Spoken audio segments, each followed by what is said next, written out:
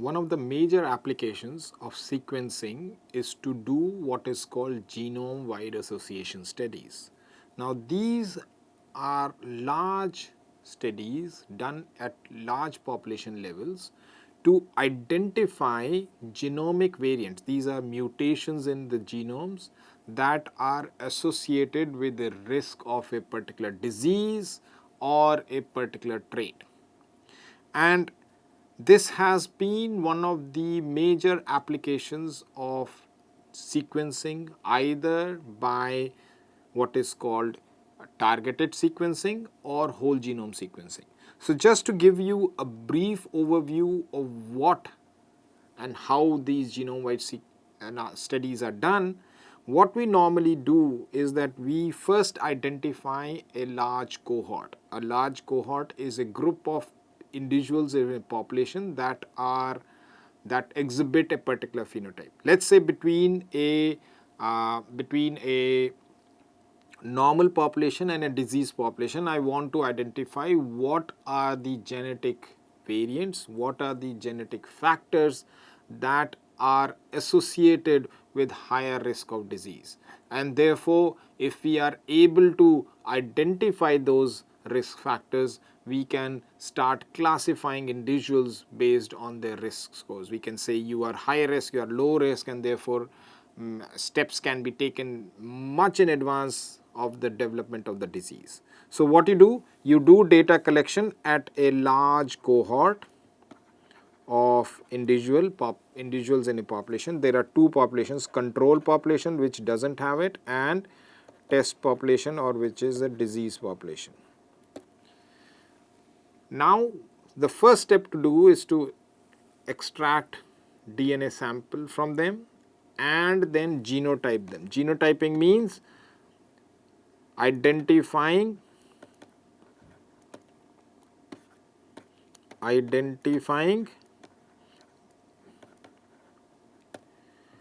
genetic variants. Now that identification step can be done through what are called microarrays, which we will discuss in a bit, or through whole genome sequencing using next generation sequencing technologies that we just discussed. Either ways, what you end up identifying are all the genetic variants in each of the individual of this population, both in the control as well as in the disease population. Before you can use this data, generally we have to do a large number of quality control steps.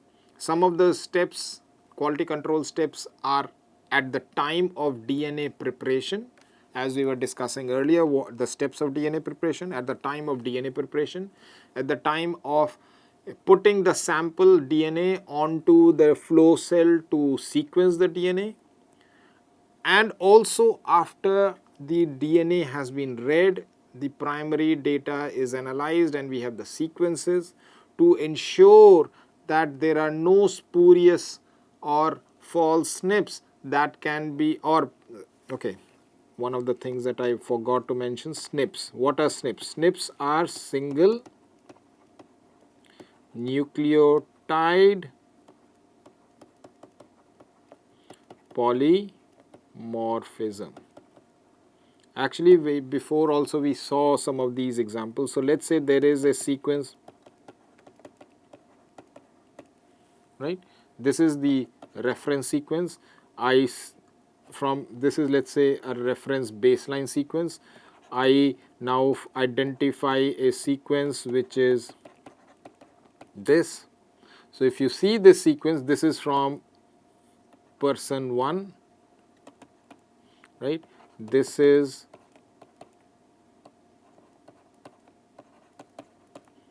from person 2, right?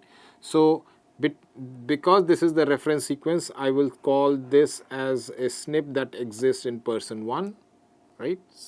I can even label the SNP based on its location in the genome, and this is the SNP that exists in person 2, right? So essentially, SNPs are single nucleotide changes that exist in the genomes of different individuals. So genotyping actually allows us to identify these SNPs. So when I was talking about quality control at the computation level, there can be some errors in the sequencing, in the readouts, in the way the sequence is assembled, that a particular SNP could be inserted spuriously, or it is actually not there but it was identified as a SNP.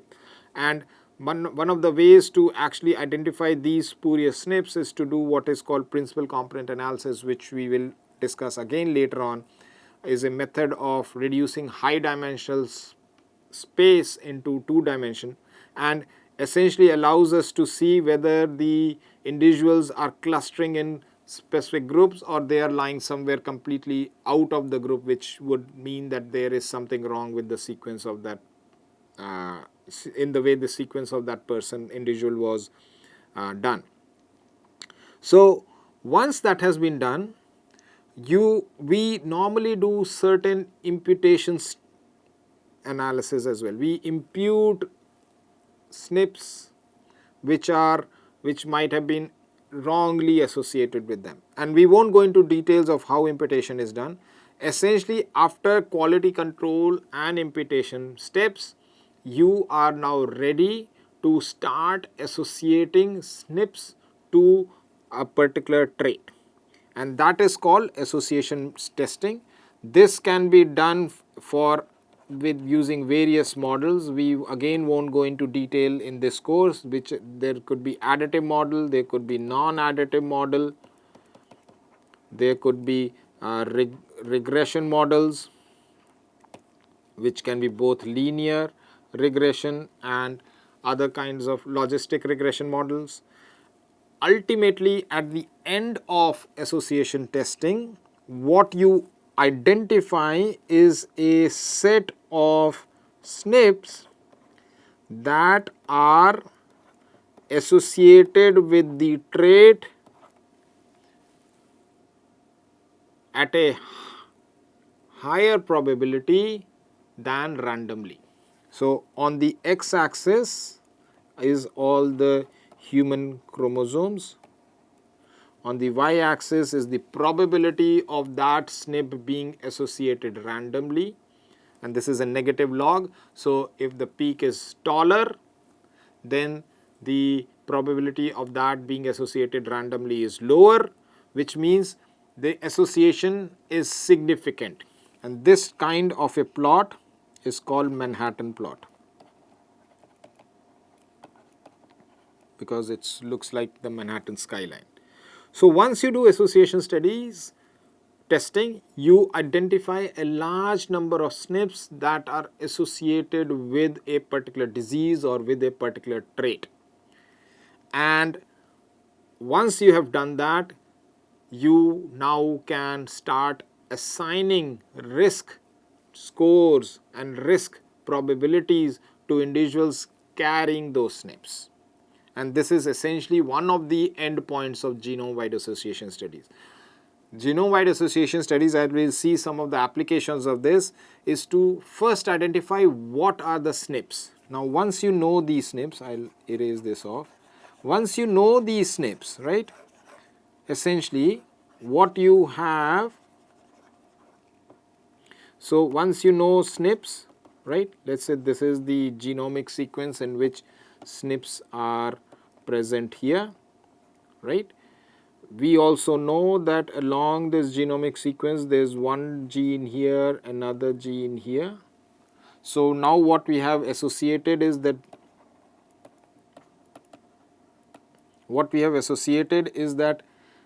if let's say these are the SNPs, some of these SNPs, right, are here, right. These are the SNPs that are present in gene 1. So prior to the genome wide association studies, we might not have associated variation in gene 1 to be associated with the disease. Now post GWAS studies, we can say gene 1 function is associated with disease, and this is a big step because this allows us to start asking the question, what are the genes that get mutated or get dysregulated that leads to the disease? And this is one of the major outcomes of genome wide association studies. And you can actually do a lot of analysis after you have identified. You can do meta-analysis, or these are sort of high sort of post GWAS steps, which we won't go into too much detail. But essentially, at the end of the GWAS studies, you have a list of SNPs with risks. Then you have, from those SNPs, you have candidate genes that are associated with the disease, and this becomes the starting point for further studies to understand how the disease is being manifested in an individual or in a population. So genome wide association studies have been performed since 2006, and over the last 15-17 years, a large number of genome wide studies have been done for a large number of traits, and a large number of actually single nucleotide polymorphisms have been identified associated with each of these traits. So this is a video just to show how much data has been generated during the last 15 odd years for these genome wide association studies. So it is sort of is an animation of genome wide association studies. Each of these vertical bars you see is a single chromosome. So this is chromosome 1, 2, 3, 4, 5, 6. This is chromosome X. This is chromosome Y. This is chromosome 22. You will see a particular, these bandings are different regions on a chromosome. On what you will see essentially is like a tag like this, which is very invisible here right now, but this is a particular SNP associated with a particular disease. As the genome wide association studies will keep on accumulating data, the SNPs will keep on getting added to each of these horizontal bars, and the number of horizontal bars per chromosome will keep on increasing. So just watch carefully. So as you can see, as the number of genome wide studies are increasing, the number of SNPs associated and the number of traits with per SNP that are associated with it keeps on increasing. And some of the chromosomes are highly dense, like for example you can see many of these chromosomes are like for example this has a large number of traits associated with the disease, whereas some of the chromosomes don't have that many. So this is chromosome 22, a proportion of that genome is not associated with any of the current studies. However, there is Y chromosome which is also not associated with many of the studies that have been conducted. So, but you can see how much data has been generated over last 15 odd years, and what it also shows is that the number of SNPs that are being mapped and interrogated is limited, because now you have large number of traits being associated with a large number of large number of SNPs being, each of the SNP being associated with large number of traits. And this is something that this is an open publicly available data set for analysis, and a lot of studies are being done which are what are called meta-analysis, which sort of combine information done across the world, across cohorts, and try to understand a bigger picture of how many genome wide association studies variants that have been identified can be pooled, and can we get a better picture of the disease or the trait. Okay, now I'll have to move out. Okay, so just to recap before we go into some of the examples, genome wide studies, association studies or GWAS studies aim to identify associations of the genetic variants to the phenotypes by testing differences in the allele frequency. Why do I call it allele frequency differences? Because let's say a population 1, population 2, which are different for a particular trait, some alleles. Now what is an allele? We did not actually discuss that. Allele, so if there is a gene, let's say, and the sequence, a portion of the sequence was ATCT. in another individual, that same sequence could be AACT. So T and A will be T and A will be an allele. Okay, the difference or the SNP. So difference, I can even write SNP frequency here, right? Allele frequency of these variants between individuals that might be ancestrally similar, because if you think about it, all human race populations are ancestrally associated with each other because of the out of Africa theory. But this has higher allele 1, this has higher allele 2, that's the difference between the two populations. And as I said, because there can be hundreds and thousands of variants between these two populations, Genome Wide Association Studies actually test for each of these variants across many genomes to find which of these alleles are statistically associated with the trait. Till date, more than 5,700 GWAS studies have been done for over 3,300 traits. And these sample sizes, if we do meta-analysis, some of the meta-analysis studies have more than 1,000,000 participants in these studies. When you have these genetic variants identified, you can use these in various studies for future research, because that can give you an idea of what is already known and what you want to discover.